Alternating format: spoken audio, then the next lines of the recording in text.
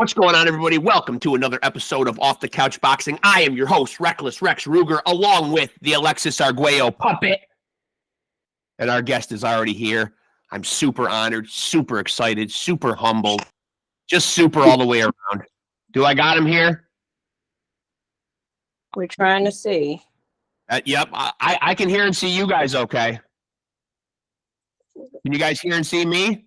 We can hear and see you. Let me see if you can see PINKLON. It's doing some stuff. That's all right. Take your time. Dismiss. No, I'm still here. Okay, I don't see you though. Oh yeah, you might have hit the camera off. Peyton, come here. At the bottom of the screen there's usually a camera icon down there. Audio. Is that it?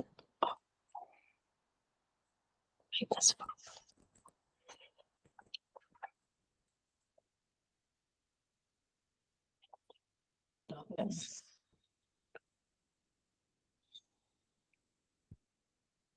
There we go. Right there. There we go. Perfect. Yeah. Thank God the kids know how to do this stuff, right? He knows. It's an honor, sir. It's an honor. It really is. Truly. And I want to say, because your wife sent me such a nice picture of you, that I actually spruced up. This is actually overdressed for me on this podcast right here. I would never throw on a fedora in a sport coat for anybody. Specifically for you. Hold on.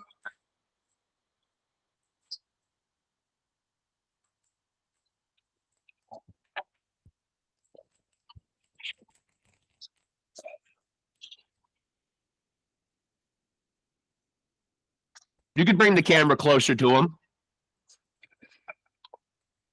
Yeah, definitely. Definitely. I'm very close to mine. No, I can see you. Okay. Yeah. Yeah, that's much better. Yeah, the closer the better. I mean, I'm very close to my camera and my microphone. I mean, it's just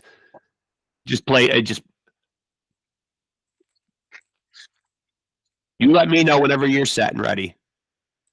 Okay.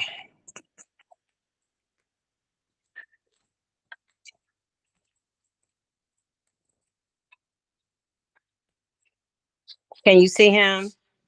I can see him good. Yes, absolutely. Yeah, as long as he can see me, okay. Yeah, I can see you. Everything is good. It's an honor. It's you can probably even go closer, just so we can hear him better. Oh, he talks loud. Bring it up. No, we good. Okay.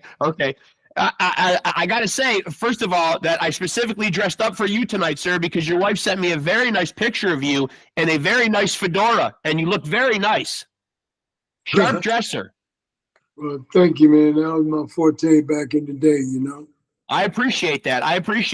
So I got to dive in a little bit, man, because I have perused through the book, and it's, first of all, it's fantastic. I mean, just the sheer amount of things that you have been through in your life, to find success through all the hardship that you had is remarkable. I mean, and correct me if I'm wrong on any of this stuff, but I mean, you were addicted to heroin at 12 years old and committing robberies when you were 15? Oh, yeah. That's what I put in the book, and that's what it is. I mean, the way I grew up. Unbelievable. I caught up in that crazy life back in the 70s when it was really bad in the Michigan area, Detroit, Pontiac area, the heroin, the cocaine, that lifestyle. So I mean, like I was young, at that age, and I got caught up with it because of the rhythm. I was a big guy, and I got caught up with the older crowd. Athlete at the same time, but I like hanging out with guys who was bigger than me, of course, and then thought I was cool, and I'd go, and I just caught up in the rhythm, Is that where the passion comes from that you have right now, for helping kids? And I want you to talk a little bit about your charity, because I always feel like that's the most important thing to start interviews with, especially when you're doing something that focuses on kids. Yeah, well, that is number one. That's my passion. When I first come here to Florida, I affiliated myself. I was freelancing, doing my own thing. I had it was a program I came up with called the Youth Anti-Drug Crime Program. That I went in targeted areas and fought against drugs and crime. Speaking and talking to the kids and what have you. And so it at that point, then I ended up getting hired at a facility called Center for Drug-Free Living, which was they was creating the first adolescence program here in Orlando. The first one was in Jacksonville at level 8. So we had the shadow behind that to put together the program here in Orlando. And I was the first of the 17, employee clients to come on board. So from there, we ended up with 95 kids, 4 cottages with over 25 kids in each one, 20, 25 kids. And You're reaching them. for that, you had kids who was from single family homes. Some was in locked up for, drug related charges because they were selling dope for their mother and father because they, couldn't. They had to take care of their little brother and little sister, staying in the hood and whatnot. So Yeah.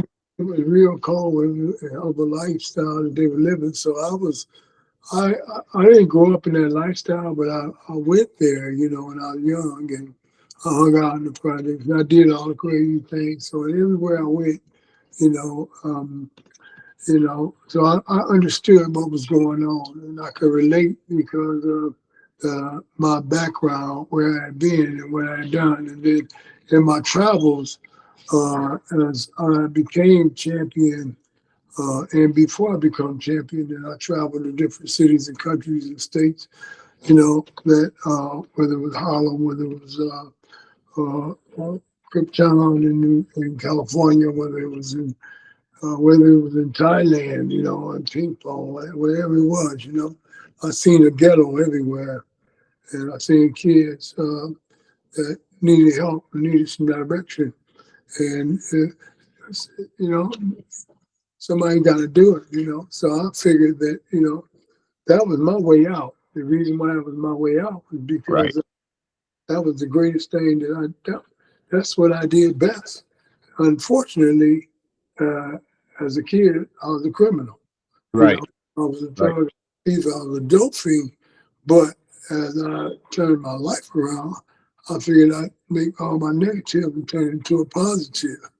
So that's how I did it. So I said to myself, because I hadn't graduated from high school, I left on the run, I went to a state where it was considered grown 21 instead of 18, which is Seattle, Washington. And, and there I didn't have no other choice. And it was like I was stuck in the middle. So I just figured that, the only thing I can do then is turn my negative into a positive and make the best of it. And when I did that, the people all around me, and they said, my family, they said, "Are you crazy? Why would you say that? Why would you talk about that? Why would you put that in the newspaper?"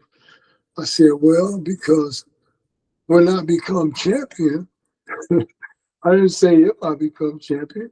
When? I Yeah. said, when I become champion, that they'll eat me alive. They'll tear me apart because I didn't say nothing about it, when I was on my way up. So I said, I want to do it right now so we can get this out of the way, and that's what happened. That's the way I looked at it. And it followed me a long time, and it still follows me today. But right now, I'm 35 years clean. God bless you, man. I mean, that's fantastic right there. And so when you look back on your life, does it seem crazy with all the things that you went through as a child that you wound up being the heavyweight champion of the world? I mean, can you even wrap your mind around it, and even fathom that you came from that to where you came to? Hey, man, that's the truth. Remarkable. I mean, really. it's a trip, and because I still get goosebumps. Sometimes I tear up, you Yeah, know, I don't because blame you. I know that it was only through the grace of God that brought me through, and it's amazing, man. So that's why I knew that I had to tell a story, because there's someone else out there like me. He might not reach the highest heights that I've reached, but they have opportunity to turn their life around, change it, go on to achieve a goal that they might set, and change their whole life around. That is because when I thought that there was no way I was on my bottom, when I went out and on the road in Liberty City, and I mean, just down, I was on my knees praying to God, to please help me, Yeah, and that's real. Yeah. on the way out, man, only, man, I made it to a rotary phone in my condominium, called 3 treatment centers in Detroit. 2 was full, and then the last one I called, and they told me I had to just pay, I think it was $8,000 to get into treatment.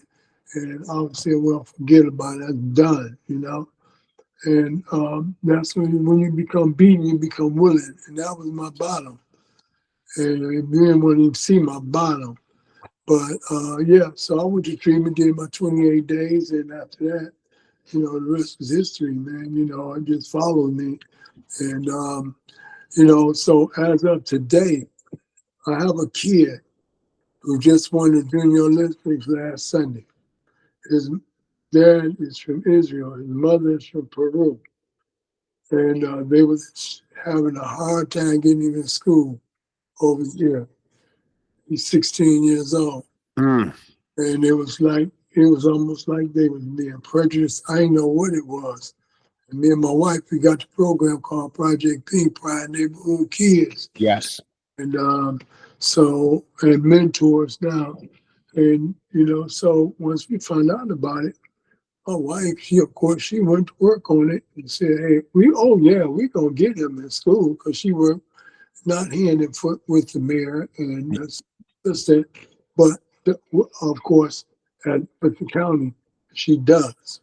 And she's very close. And of course, my program, that's what I do. I go out and I fight for the kids. So we took the kid, met the kid and his dad at the school that they had been through 6 or 7 times, continually being told them to bring this back and bring this back, and kept getting turned around. So we just went down there on a Thursday, and hey, on that Monday, we had him in school. That's amazing. That's an amazing story. I appreciate you sharing that. That's good news right there. That's good news. Yeah, because even getting one kid to not slip through the cracks is a victory. Yeah. So dig this. This is a real cool thing, man. It's like, remember where I come from. Well, this kid was from Peru. Yeah. And he had problems there. He come here. He had to leave Peru to come here. He come here, and he was going backwards. His father didn't have no control. He couldn't get nobody to mentor him to stay on point with him.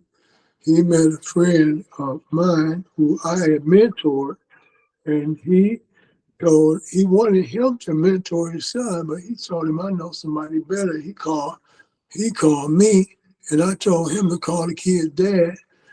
He said, man, this kid don't get along with nobody. He said, I told the dad, bring the kid over the next day.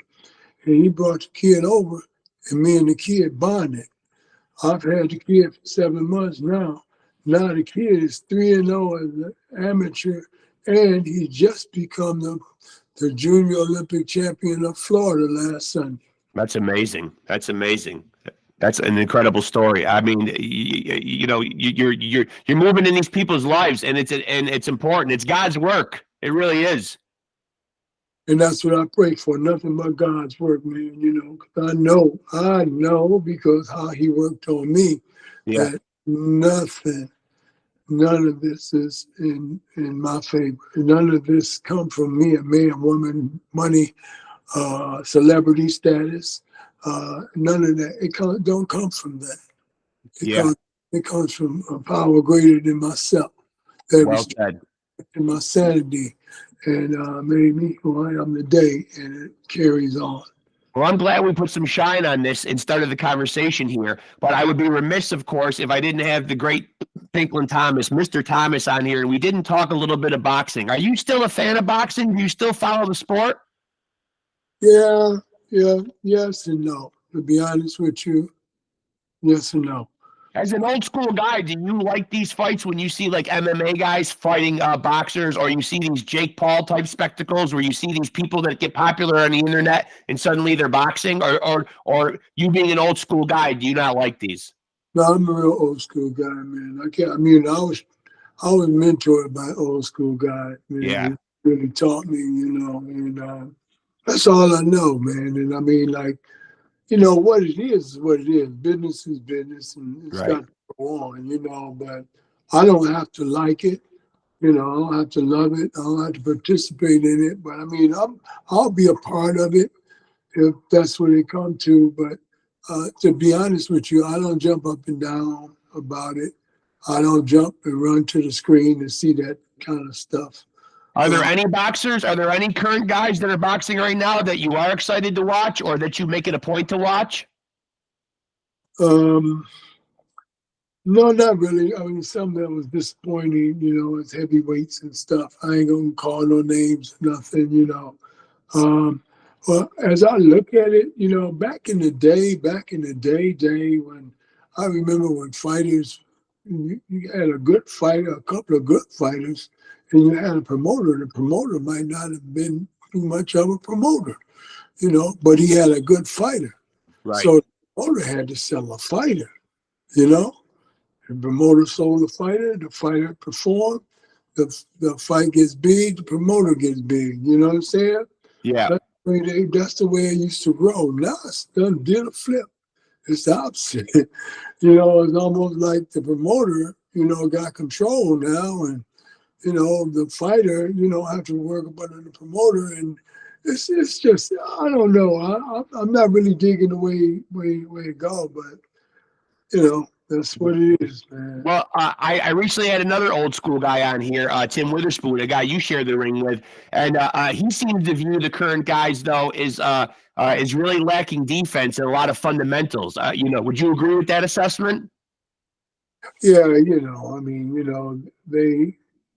they don't use the skills that's necessary to bring on the glamour and the camaraderie that makes the people, roar and get excited. Well, I ask you because you were a very skilled heavyweight champion. You had a fantastic jab, and you were a very skilled fighter. Well, me and Tim came up. He came up in Philly. I came up in Michigan. But my training was mostly, I started in Seattle, Washington. Right. And left there and went to Philadelphia and trained there between there and Detroit. I was at the Bronx gym with Emmanuel, going back and forth from Michigan and then back to Philadelphia. Then I was in New York for a while, at Times Square, Jimmy Glenn, and Willie Dunn, different guys up there. So I work with some. I've worked with some good guys, man, and I've had a lot of fun, and it's made a big difference in the styles, the things, the conversations that we had, they stuck to me, man. I can pass on what I've learned. A lot of things you can't pass. A lot of the stuff that you see now, you can't pass that on to somebody else because there's nothing to pass on. There's no knowledge there. There's no skill there. There's no, you understand what I'm saying? Absolutely. Yeah. That's what is lacking, but who am I to say?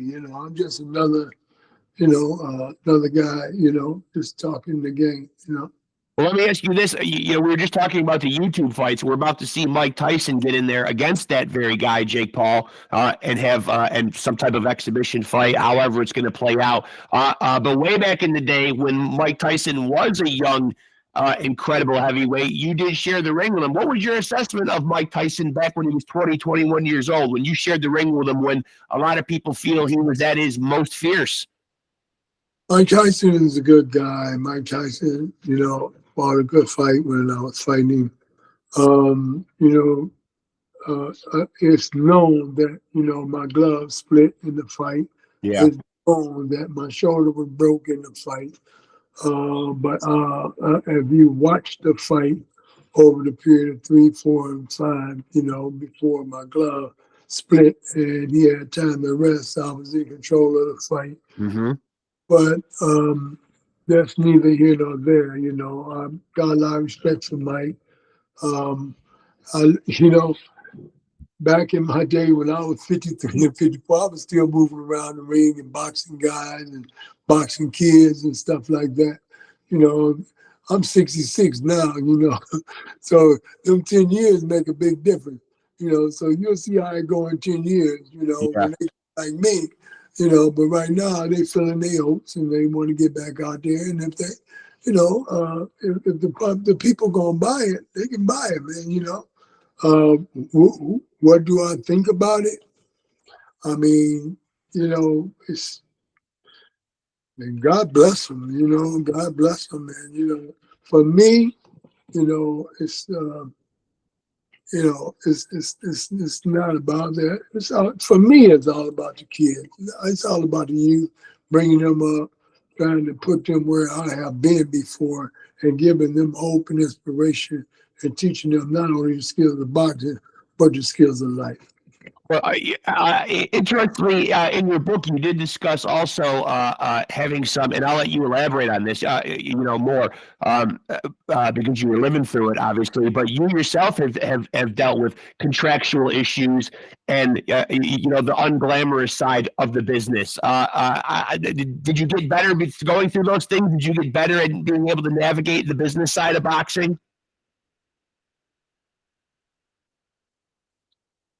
It was kind of Side of boxing, but you write in your book that you had some contractual issues as well over the course of your career. What do you feel like you took away from the business side of boxing? Oh man, I mean, I learned how to read and comprehend off of contracts that was off of contracts that was not the greatest for me, Won't get into who said what, right. How. Sure. Don't really matter, right now. But I really learned how to comprehend by sitting up throughout the night, trying to read and comprehend what the hell it really was, and I did, and it worked out for me, and. So what I've been through, I could never, ever put another kid through. I had a gentleman who first started me. His name was Roland Jacobson, and he was down in Seattle, Washington. And Roland, a year before that, had invested in the Portland Trailblazers when Bill Walton, and they won the championship in '77. Yep.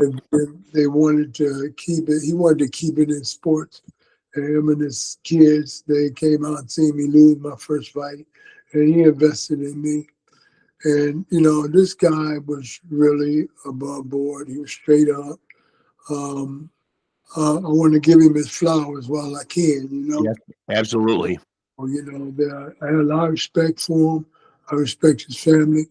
He did a number for me.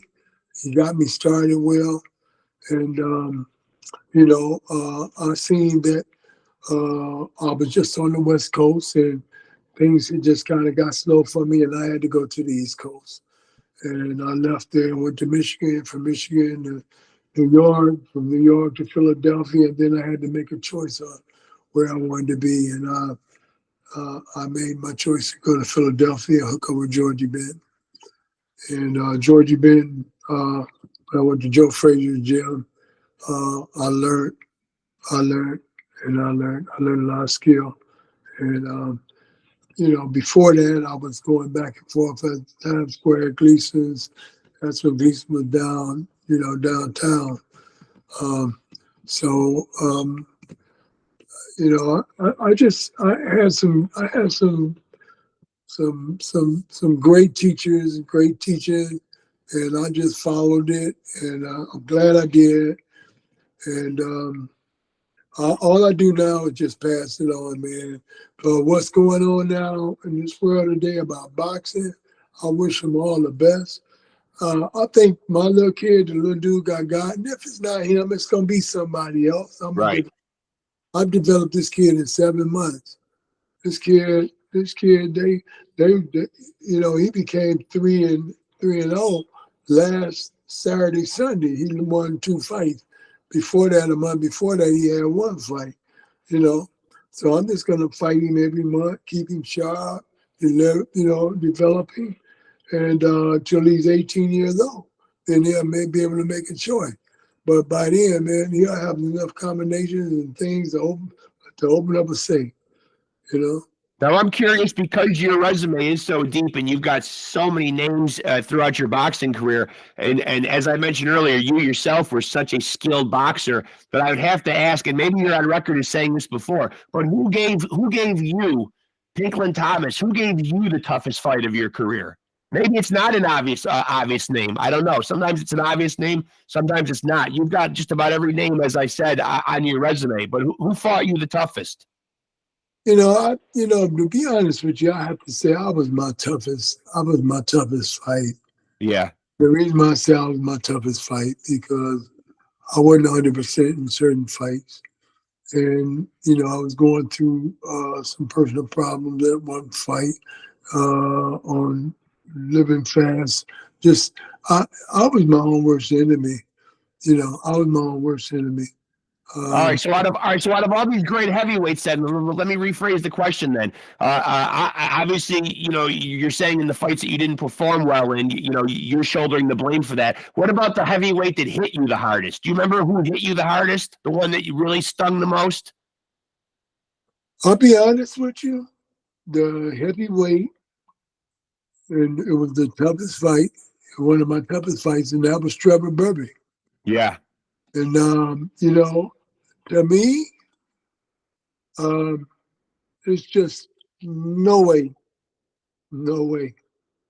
that that fight was supposed to go like that. Right. Yeah. No way. That's me. I know. I understand exactly what you're saying. I'm not going to disagree. I'm not. So one thing I got to go back and ask, because it's so compelling, and I took this away from the book too, and I just would like you to clear this up as to how scary of an experience this has to be when you're a kid. There's parts of the book where they touch on, you know, crimes that you were committing, but at one point though, being pursued by hired killers. That to me is terrifying. That is terrifying. How does a young child even deal with something like that? How do you get yourself out of a situation like that?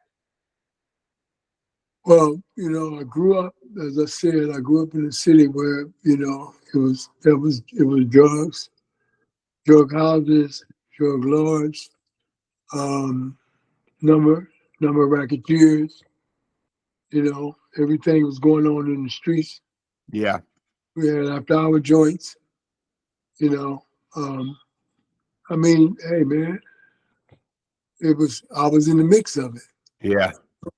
So I just got caught up and found out what's in the storm. Hey man, I don't know. Only through the grace of God, man. That's all I can say. Amen to that. I'm just happy to still be here, man. Yeah. To keep doing what I'm doing and passing it on. On Monday, I go to a golf tournament. It's called Now Matters More Foundation. Now Matters More Foundation is all over the place. Louis Delgado, Daryl Strawberry. Love him.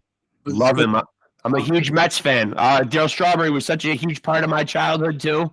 Yeah, but Daryl is real on point. 19 years, about 19, 20 years clean now. He's just on point, doing a number, speaking.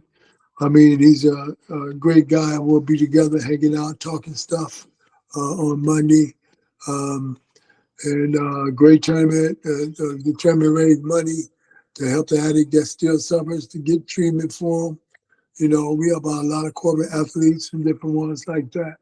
So the guy Louis Gatto, who we call the dope doctor, I met on TV in the 90s. I said, man, I got to meet this guy, because I was like 4 years clean when I seen him. And I was like, dang, man, who is this guy? And I'm saying, man, I'm going to meet this guy one day. And it was funny because it was about a year later, we both met. And when we both met, we both said the same thing. He said, when he found out that I was here, he said, man, I'm going to meet this guy one day. And then, you know what's even funnier? We got the same sobriety time. Oh, that's So nice. It was meant to be. on his 25th year, I gave him his 25th token. That's amazing. That's amazing. And so if people want to get involved in any of your charities, or they're interested in anything they're hearing, how do they go about doing that? Just all they got to do is just again, email the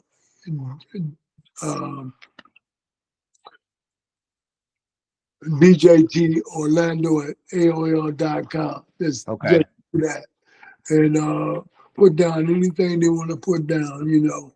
And then we'll check it out from there. It ain't no website and all this stuff. I live. I don't advertise and promote. Right. You know, I go by the word of mouth. I do very well. People come to me. They come to me and they tell me they deal, and I just give them my spiel, and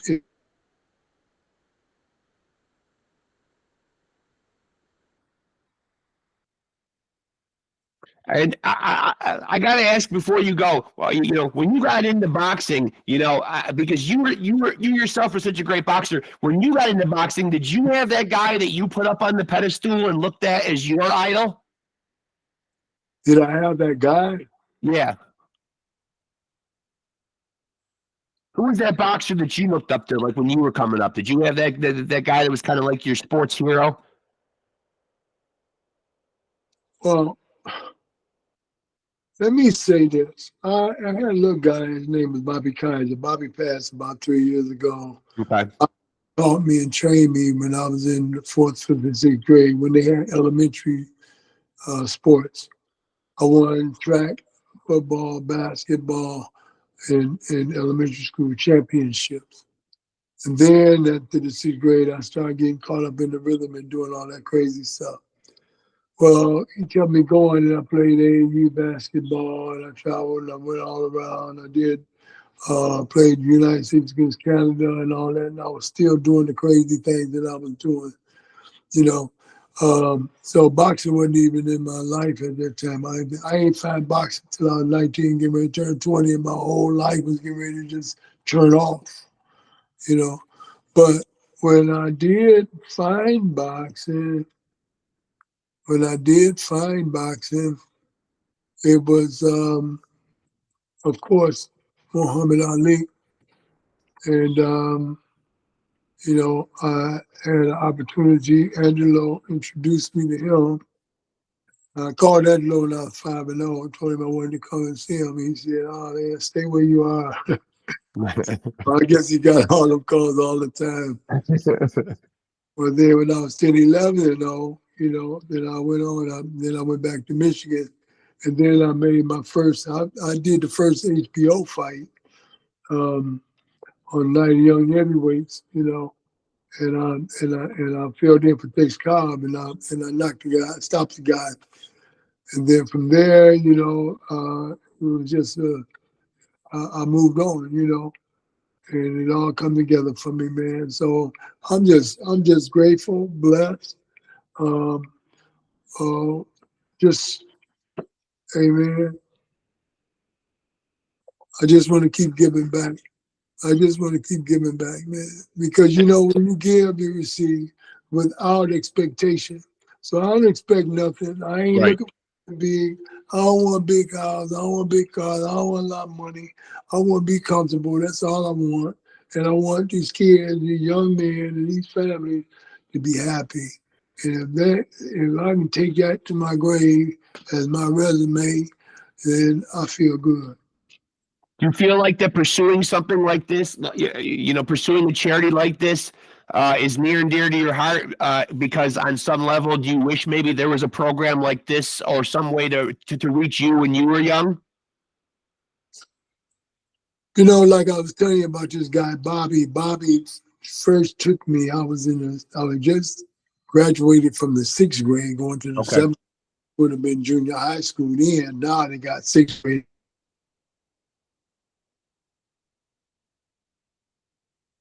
And he took me to a St. Joseph Hospital.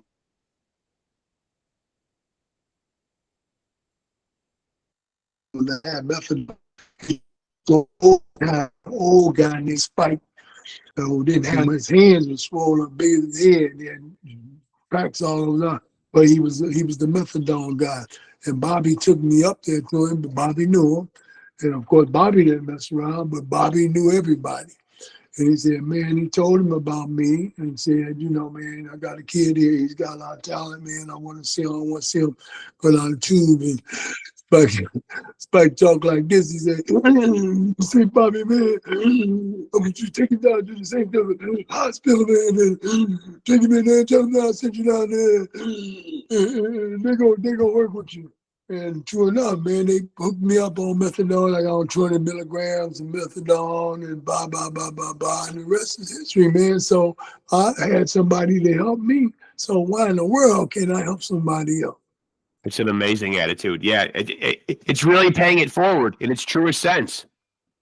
Yeah, well, like there's big money out there to do big things. And, it's a lot of guys, they're doing it at this age, at 40, 50. They're following the money, they're following the dollar, and the money is good, man, But I don't know. That's not what really makes me tick right now, Right. Not really what's making me tick right now. I dig it. I'm not really fascinated with.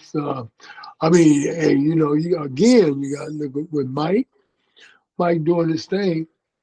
I'm happy with Mike. I like Mike because Mike is a clever, but Mike is Mike. And if that's the way people go accept Mike is Mike, But only one, when I think about Mike and the situation that went down,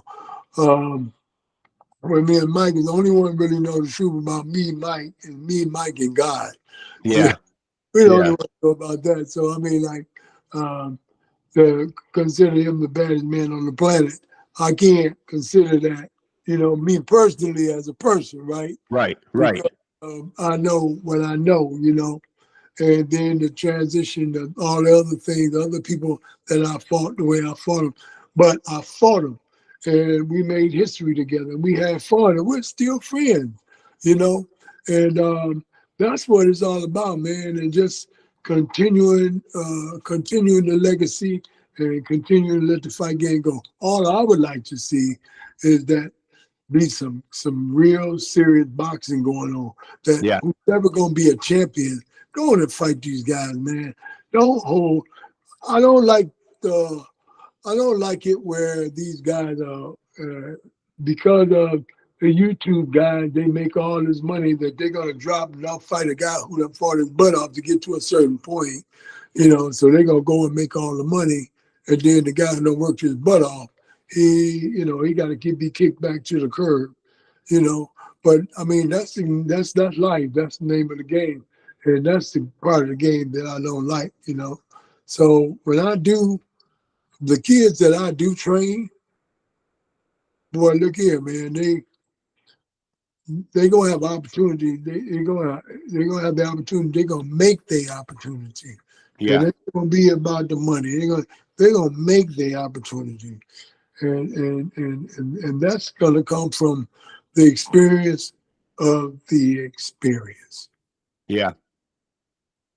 I got to tell you, Mr. Thomas, it is an absolute honor getting the chance to talk to you, man. I'm glad we got a chance to do this, man. You don't know what this means. I've done over 100 episodes, but this one was a very big deal to me. I consider you, a legend of a sport that I love and care deeply about. And so this was a real big deal for me. And, just being humbled enough to read your story and see everything that you went through and the heights that you elevated your life to, and especially what you're doing now after your boxing career with these kids is absolutely amazing. I salute you to the utmost, sir. It's been a pleasure getting the chance to talk to you. It really has. Well, man, thank you so much for having me on. And I really appreciate you, man. And anything that I can do, please get back. Yeah. But, Well, I would like you just to stay in touch. I have your number and your wife's number. I would like you to stay in touch and just maybe have you on as a guest again from time to time. It'd be great just to catch up with you. Let's do it. And get your insights, from time to time. It would be great. Yeah, just to, just to build a rapport and to have you back on again is a huge honor for me. And I would like to thank you. I would like you to pass along your thanks to your lovely wife. She kind of helped really set this up and get the ball going with all the technological stuff on your end. So I appreciate her as well. Lovely lady, and I appreciate her helping get this together. Okay, hey, look, and we got a movie going to be coming out. They're doing a script right now on it. And the title of it is kind of up in the air right now, but Okay. it's kind of like off the book. But like the book, they always say it was better than the movie. But of course, the movie is going to be better than the book because the meat is really going to be in the movie. And who do we call upon to play? Do we have anybody in mind in Hollywood who can grace the screen and play the great PINKLON THOMAS? Who's up for the task? Let me say it like this. I'm just going to leave that up to the producer, and but it's going to be an A movie. It ain't going to be no BC movie. Yeah, good. Because I say good because after having read your life story, it is worthy of a movie. It really is. Well, when I walked into the gym and I was 19, getting ready to turn 20, and I was a dope fiend. I had getting shot drugs and everything, and I was talking to the trainer after a couple of weeks, and we was talking. I asked him about, how long it took to get to be champion of the world, and he sarcastically, kicked me to the curb a couple of times. And I told him, man, look, I'm for real. How long do it take? And he said, oh, man, a year, sarcastically. And I said, okay, man, his name was Joe West. So I said, I'll tell you what I'm going to do, Joe. I said, first, I'm going to win the heavyweight championship of the world. I'm going to write my book, and then I'm going to do the motion picture. So I won the heavyweight championship. It was 6 years later after that. And then, 5.5 years later, I won the championship. And then it's been about 26, almost 30 years later that I write the book, okay? And now we're working on the movie. So the movie's coming together. So once that's done, we set goals to set other goals so we can continue to grow. But, hey, man, that's going to be a great goal that I fulfill. Yes. The championship, the book, and then the movie. And then life goes on. We'll set another one. And other than that, your life after your boxing career is going good outside of everything else? Health, family, all those things are good? Health, family. Hey, man, I can't complain about nothing. I wake up every morning and talk to the Lord. Lord, give me his blessings, man. And I just ask for his direction and his will, man. And just continue on. Yeah. I've got grandkids. I've got grandkids that are keeping me young, which I'm thankful for. Well, that's good, man. And I got grandkids, man. Kids, grandkids, and we gotta do what we gotta do. And of course, the kids that I train and their dads and their mom, they're younger than me too, But I just keep giving back, man. Just keep serving, man. As you serve, you give, you shall receive, Amen to that. I listen to gospel all the time. I like old gospel, and I listen to the gospel all the time. Morning, noon, and night. My wife look at me sometimes, and she come out there and say, will you change this funeral home music? I say, look here, get out of here. They already know what to do. They train to it, whether it's slow or fast, Right. We have a good time. Well, I appreciate you doing this, Mr. Thomas. This has been a real treat for me, an honor and a pleasure, man. And as I said, please stay in touch. I would love to do it again. It'd be an honor. Or just get in touch with my wife, man, okay? Yeah, I will do that, sir. I appreciate it, man. Thank you so much for doing this, Mr. Thomas. I appreciate it so much. I'll see you later now. Okay, take it easy, sir. And thank you once again. God bless. God bless you, sir. Epic conversation, folks. That is former heavyweight champion of the world, the great, and I say great, meaning not just the fighting, just everything in that man's life that he is doing, the great PINKLON THOMAS. I mean, come on, folks. That was just a conversation that just meant the world to me, man. So many things unearthed in a life that was just crazy from beginning to triumphant at the end. I mean, the man has been through everything. If you haven't read his book, I implore you to go out, just go on Google and put in PINKLON THOMAS's book, because the title is eluding right now because I'm such a shit that I didn't write it in my notes. But that's how I found it, though. PINKLON THOMAS book. And Google searched it, found it on Amazon. And I implore people to read it because it is a story from tragedy to triumph. And as you hear, man, Mr. Thomas is just giving back in spades. It's unbelievable the work that he's out there doing, man. God's work, I would say, because anytime you're reaching out and you're helping the kids, and we've had other great guests on here, Iceman Scully, who helps out former boxers, Devin Alexander, does a lot of work with kids, Monty Barrett, the boxing community. Some of the greats, man. Some of the greats, not just with the fist, but with the heart and the soul, man. Absolute legends for what they've done in the ring and for what they do out of the ring. And PINKLON THOMAS is certainly evidence of one of those guys, man. All heart, all heart. That was a real special one for me. Thank you to PINKLON THOMAS. Thank you to Mrs. PINKLON THOMAS, who helped kind of put that together. Very good with the computer on her end, and getting the whole app installed, and just responsible for getting me and PINKLON together. So I think big thank you goes out to her as well. Make sure to like and follow us on Facebook. That's in order. And be sure to like, subscribe, and hit the notification bell to this channel. Again, I flew solo tonight. Benji's taking care of family duties tonight, which you got to salute and respect. My co-host, my son, but he has 4 kids of his own, so we cut him a little slack. He can't always make every episode, but he's going to be eating his heart out that he missed this one. Believe me. A legend, a true legend graced us here tonight. PINKLON THOMAS. Thank you to you, sir. A huge salute to you. And remember, kids, let me quote the great Gary Busey, who once said, "How tough am I? I can go 15 seconds with anything." And on that note, I will remind you folks that if you want to be a champion, you have to roll with the champs.